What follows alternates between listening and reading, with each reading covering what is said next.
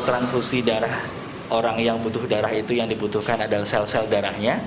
Plasma konvalesen ini yang dibutuhkan itu adalah kandungan antibodi yang ada di dalam orang yang baru sembuh dari COVID.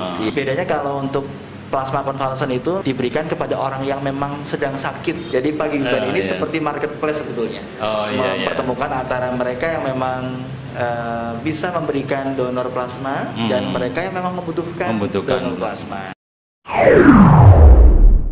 Selamat datang di Podpos, podcast Pantura Pos. Assalamualaikum warahmatullahi wabarakatuh. Alhamdulillah ini pada Selasa pagi ini perdana kita podcast Pantura Pos di pagi hari. Kali ini bersama dengan seorang dokter yang kebetulan menjadi ketua paguyuban paguyuban donor darah plasma konvalesen sukarela PDD PKS PMI Kota Tegal, Pak Dr. Fikri Al-Mujahid ya? Al-Mujahid ya? Mohon maaf, Fikri Al-Mujahid. Al-Mujahid pakai Al-Mujahid. Al-Mujahid. Saat ini sebagai kepala Puskesmas Debongulor Kota Tegal. Kota Tegal. Nah, kita akan bincang-bincang tentang apa itu plasma konvalesen gitu ya, Pak ya. Bacanya konvalesen, Pak. Konvalesen. Karena ini terkait dengan COVID-19 ya, Pak ya. COVID-19 sekali. Bahwa ada, kita pernah baca bahwa plasma konvalesen ini bisa membantu untuk meningkatkan imun, atau mungkin lebih tepatnya gimana Pak? Memberikan. Silakan Pak Dokter mengawali, mungkin perkenalan dulu Pak. Baik, terima kasih. Assalamualaikum warahmatullahi wabarakatuh. Perkenalkan, saya Dr. Fikri Al-Mujahid. Untuk dinas sehari-hari di Puskesmas Debongulor Kota Tegal. Dan kebetulan saat ini didorong oleh rekan-rekan untuk menjadi ketua paguyuban dari komunitas para penyintas COVID, ya. Para penyintas COVID-19. Saya kebetulan bulan November, berarti 3 bulan yang lalu ya, 3 bulan yang lalu terkonfirmasi positif COVID-19. Pernah positif ya? Pernah terkonfirmasi positif, kemudian dirawat dan sembuh. Berapa hari Pak dirawat seperti itu? Saya dirawat sekitar 8 hari. 8 hari ya. Memang bermacam-macam ya. Komunitas ini merupakan komunitas yang mengumpulkan para penyintas, sehingga ada jalan untuk bisa kami menyalurkan salah satu partisipasi kami untuk menolong rekan-rekan yang saat ini masih berjuang menghadapi COVID begitu. Jadi plasma konvalesen sendiri itu seperti kita membantu seperti transfusi sebetulnya, transfusi darah. Tetapi yang dibutuhkan kalau transfusi darah, orang yang butuh darah itu yang dibutuhkan adalah sel-sel darahnya. Dalam plasma konvalesen ini yang dibutuhkan itu adalah kandungan antibodi. Kandungan antibodi. Kandungan antibodi yang ada di dalam orang yang baru sembuh dari COVID. Jadi seperti kalau sekarang sedang berjalan program vaksinasi, itu kan juga sebetulnya dalam rangka meningkatkan imun terhadap COVID. Nah, sebelum vaksin berjalan, sebelum vaksin berjalan ramai saat-saat sekarang itu, yang satu-satunya memberikan antibodi ya dari transfusi plasma konvalesen itu, dan sampai sekarang pun masih berjalan. Bedanya kalau untuk plasma konvalesen itu lebih ke arah diberikan kepada orang yang memang sedang sakit. Khusus yang sedang sakit COVID ya. Antibodi yang ada pada para penyintas COVID ditransfusikan kepada yang sedang menderita COVID, sehingga antibodi yang kami miliki bisa ditransfer ke yang sedang menderita, dengan harapan bisa membantu melawan COVID-nya. Jadi melawan virusnya yang di dalam tubuh. Tetapi memang pengobatan yang lainnya tetap dijalani karena kondisi-kondisi yang ada pada pasien COVID seringkali tidak karena COVID-nya saja. Kebetulan kan ada penyakit penyerta yang lain, sehingga dengan tetap didampingi oleh perawatan dokter yang lain, salah satu upayanya adalah meningkatkan daya tahan tubuh dengan memberikan transfer antibodi lewat plasma konvalesen. Gambaran umumnya seperti itu. Gitu. Untuk sementara ini sudah berapa orang Pak yang bergabung dengan paguyuban tadi yang ya betul. dalam ini? Kebetulan memang kita belum lama launching kemarin ya, deklarasi tanggal 15 kalau nggak salah 15 Februari. Sekarang mungkin ada sekitar 40-an orang. 40-an orang yang bergabung di tempat kami, dan kami membuka seluas-luasnya kepada para penyintas.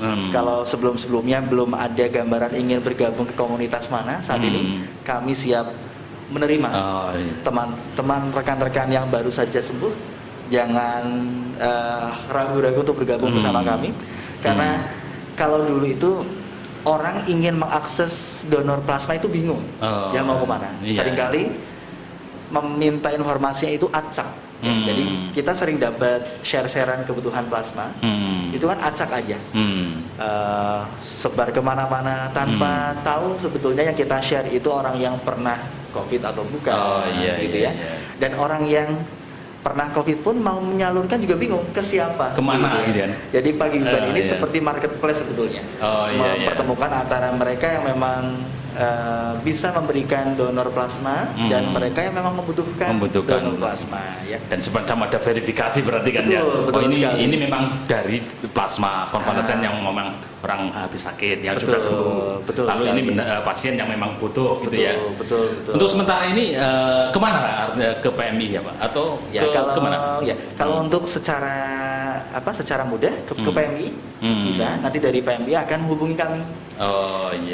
Menghubungi kami untuk menanyakan apakah ada rekan-rekan paguyuban yang saat ini siap, mungkin kondisinya paling ideal, ya, misalkan belum lama sembuh, belum lama sakit, belum lama sembuh dari sakitnya, begitu ya.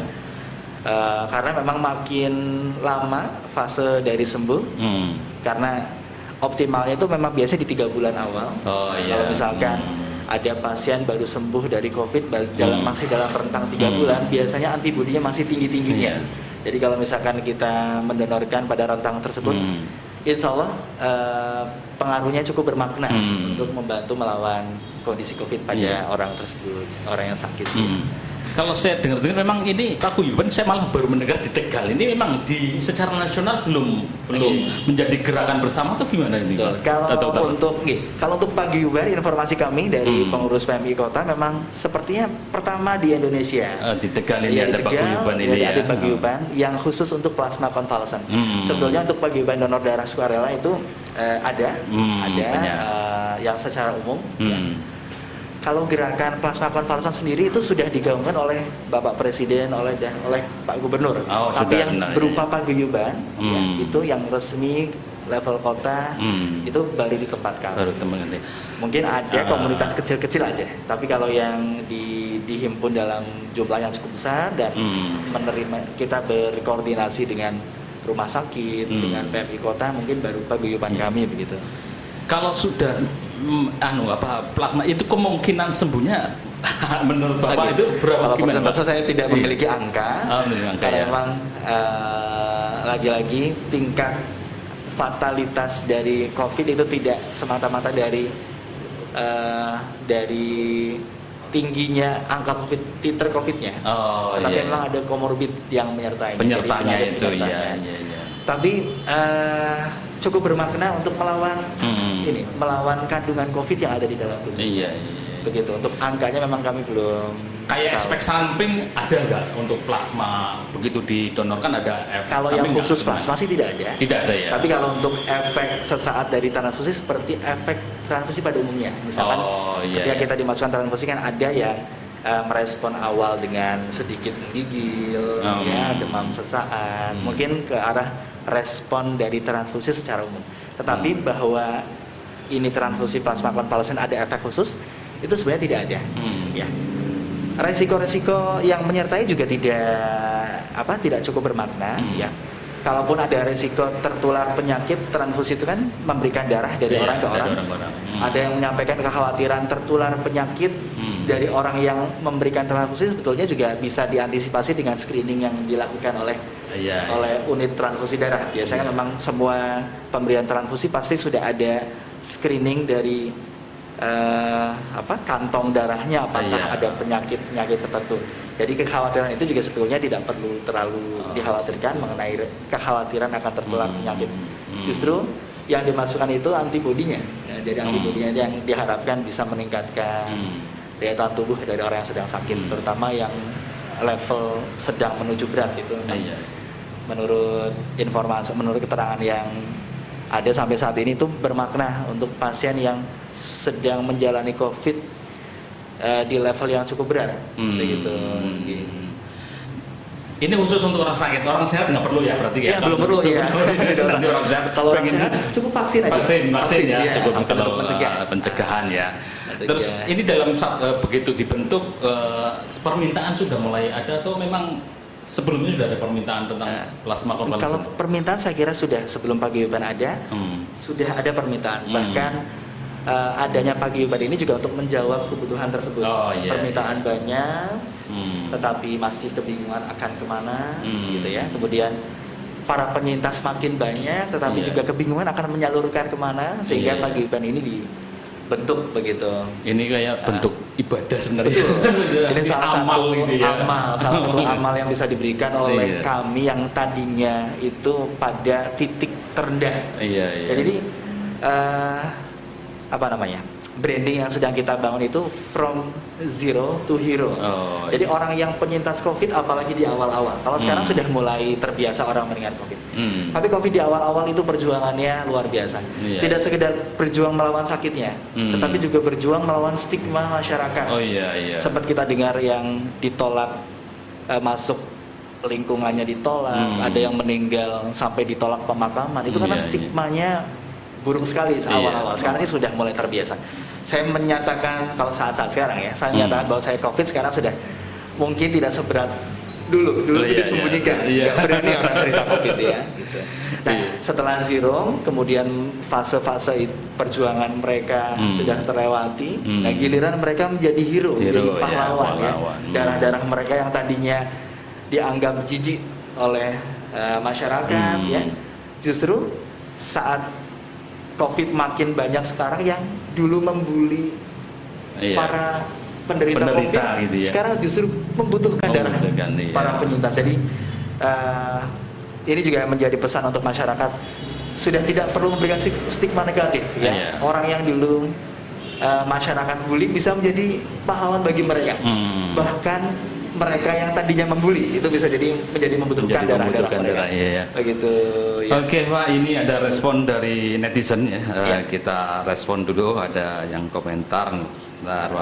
Ke dulu ini karena ini di fanpage Pak live ya. Ini pertanyaan pertama dari Radit. Dari anggota paguyuban plasma konvalesen, apakah semua golongan darah ada? Ini pertanyaan pertama Pak. Kalau intinya saat ini memang kita masih terbatas orangnya ya. Jadi setiap ada yang membutuhkan, masih nanti akan kita share. Saat ini semua golongan darah ada.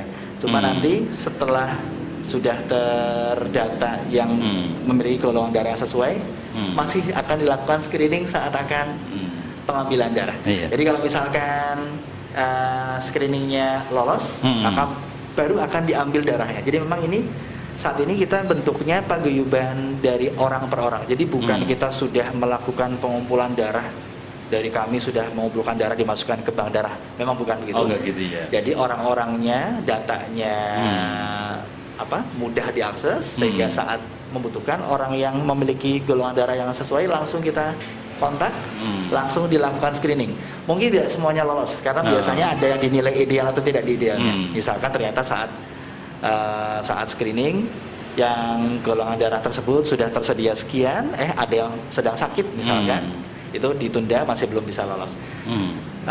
Atau antibodinya ternyata setelah di screening tidak terlalu tinggi karena memang orang yang sempat sakit tidak semuanya antibodinya tinggi. Jadi mungkin tidak terlalu dinilai bermakna juga tidak diteruskan. Tapi kalau orang-orang yang tergabung itu semua golongan darah ada. Nanti tinggal dikontak, ada butuh golongan darah apa, langsung kita share, terus langsung kita lakukan screening. Harapannya bisa tersedia. Nah ini juga kita mengharapkan makin banyak yang bergabung, maka pilihan orangnya juga jadi makin banyak.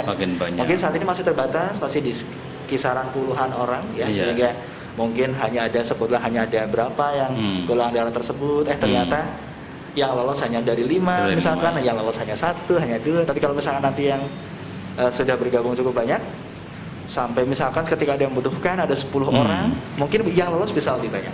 Oh iya gitu. Oke, itu yang pertama Pak. Yang kedua ini ada dari Azam, bagaimana mekanisme kalau butuh donor plasma? Ada nomor hotline atau harus datang ke PMI? Iya.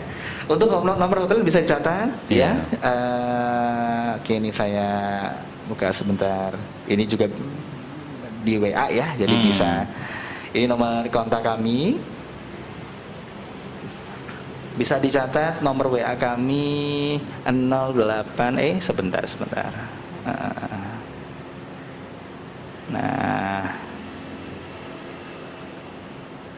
Nah kok tidak terbuka filenya.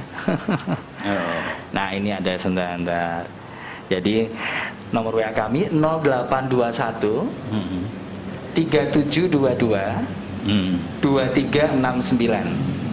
Saya ulang sekali lagi, 0821 3722 2369. Jadi kalau misalkan teman-teman ada yang membutuhkan atau berminat untuk bergabung bisa mengontak nomor tadi. Gitu.